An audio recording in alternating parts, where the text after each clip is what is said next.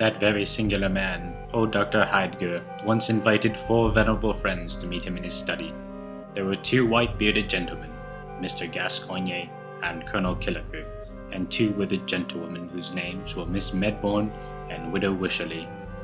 They were all melancholy old creatures who had been unfortunate in life, and whose greatest misfortune it was that they were not long ago in their graves. When the doctor's 4 guests heard him talk of his proposed experiment, they anticipated nothing more wonderful than the murder of a mouse in an air pump, or the examination of a cobweb by the microscope, or some similar nonsense.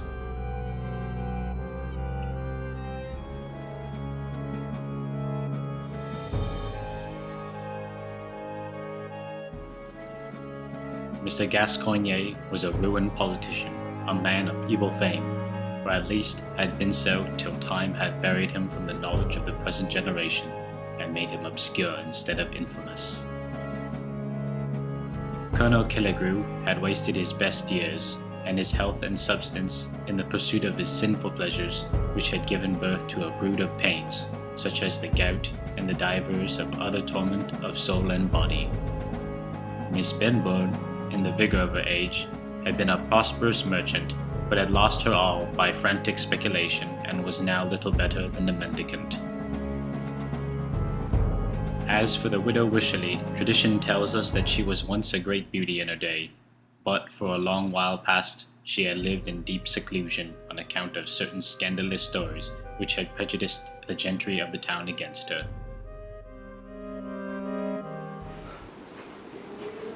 My dear old friends, I am desirous of your assistance in one of those little experiments in which I amuse myself here in my study.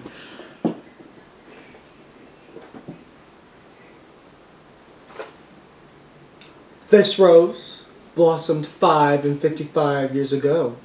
Now would you deem it possible that this rose of half a century could ever bloom?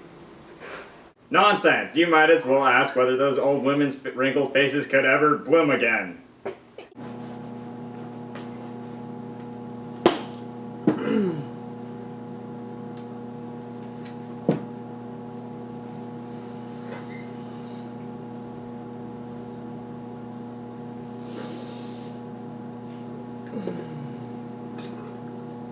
Have you ever heard of the Fountain of Youth?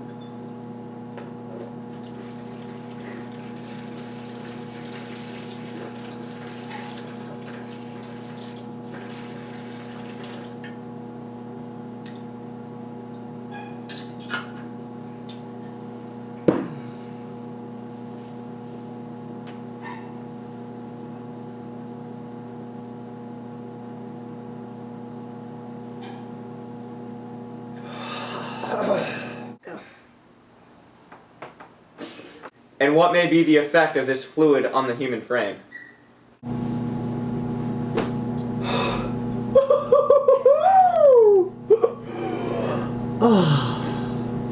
You shall judge for yourself, my friends.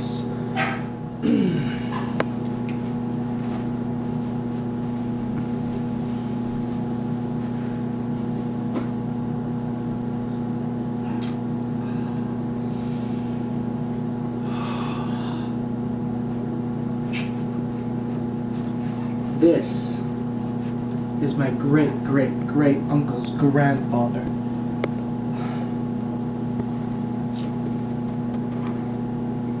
Drink then.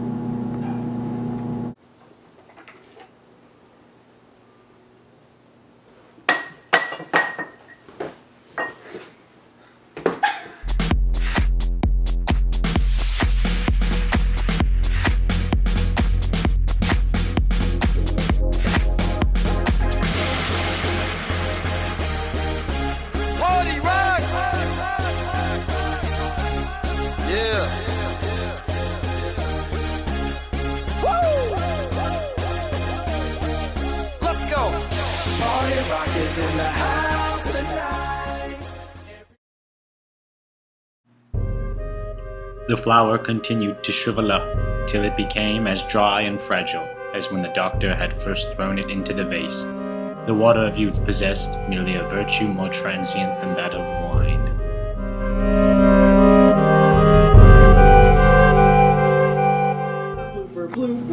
Blooper, blooper, blooper. What? No, I'm just kidding.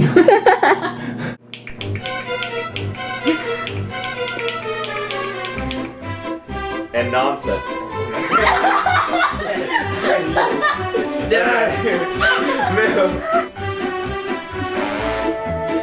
You can't laugh!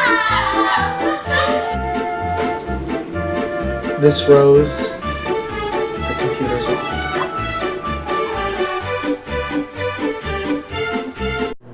Look at my whales. Greenland right whale.